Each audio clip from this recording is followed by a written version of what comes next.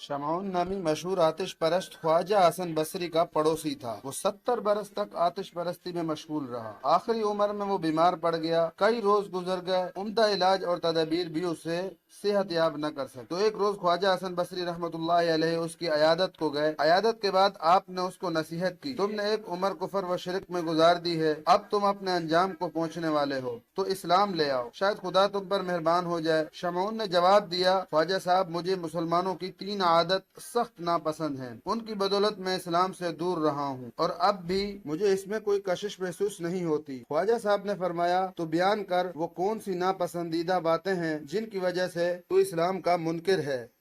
उसने जवाब दिया, अव्वल ये कि मुसलमान दुनिया को बुरा कहते हैं जबकि शबो रोज दुनिया के मुतलाशी और मुतवाले हैं। दोम, मौत पर यकीन कामिल रखते हुए भी मौत के लिए कोई अमली सामान तैयार नहीं करते। दोम, ये खुदा के दीदार और खुदा को हासिल करने की भी मुतमन्नी रहते हैं और हर वो काम भी करते हैं जो खुदा को पसंद नहीं। ख्वाजा हसन बसरी ने जवाब दिया, तुम्हारी गुफ्तगू बड़ी अच्छी है, इसमें हक शुनासी की दलीलें हैं, मगर ये बता कि तूने सिर्फ इन बातों की वजह से 70 बरस आतिश परस्ती में बर्बाद कर दिए, जबकि एक मुसलमान और कुछ न करे कम अज कम खुदा की वहदानियत पर यकीन तो रखता है और इस बात से उसको खुदा का कुर्ब तो मिलेगा। तेरा ख्याल क्या है? तूने आतिश को पूजा है, तू आगे जाकर तू आग से महफूज रहेगा और हम लोगों ने आतिश परस्ती नहीं की तो हमें आग जला देगी। ये कहकर ख्वाजा साहब ने फरमाया, एक आग जलाई जाए, मैं और शमून दोनों अपना हाथ आग में रख देंगे, देखते हैं आग आतिश परस्त को जलाती है या खुदा परस्त को। ये कहकर जलती आग में ख्वाजा साहब ने अपना हाथ रख दिया, मगर खुदा के फजल से आग ने आपको कोई जरर न पहुंचाया। शमऊन ने ये रूह परवर मंजर देखा तो उसका दिल हिदायत इलाही से मुनव्वर हो गया और फौरन ख्वाजा हसन बसरी रहमतुल्लाह अलैह के आगे हाथ जोड़कर बोला, हजरत इसी वक्त कलमा पढ़ाइए। कुफर व शिरक में एक उम्र बसर की है, चंद सांस बाकी है, क्या खबर ये घड़ी फिर नसीब हो कि न हो। उसके साथ साथ ये मुतालबा किया कि अगर मैं खुदा पर ईमान ले आऊं तो क्या आप मुझे गारंटी दे सकते हैं कि मैं अजाब इलाही से बच जाऊंगा। ख्वाजा साहब ने फरमाया, क्यों नहीं,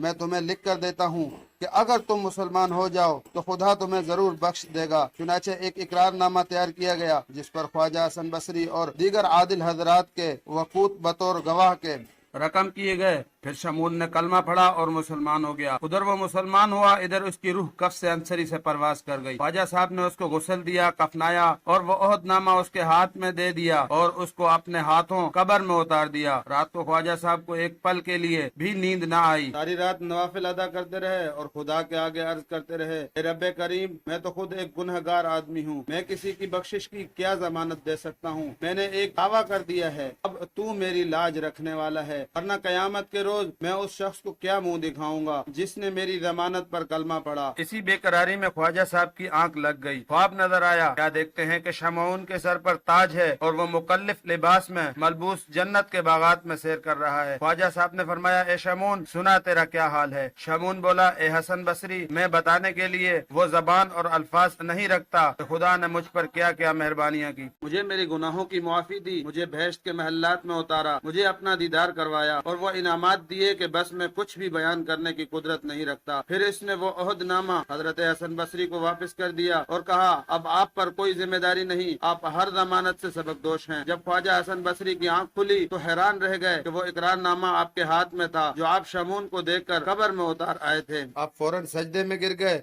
और अर्ज की, ए मालिको कोनो मकान, तेरी जात कितनी मेहरबान और गफूर और रहीम है। एक आतिश परस्त को जिसने 70 साल तेरी नाफरमानी की और फकत एक मर्तबा कलमा पढ़ा, तूने इतनी नाफरमानियों को बेमायने कर दिया और उसको न सिर्फ बख्श दिया बल्कि उसको बुलंदो बाला दर्जात भी अता फरमाए। आवाज आई, हसन बसरी, तूने हमारे भरोसे पर वादा किया और एक गुमराह को सीधी राह पर लाया, फिर हम तुम्हें क्यों कर रुसवा करते, हमें तो तुम्हारा भरम रखना मंजूर था।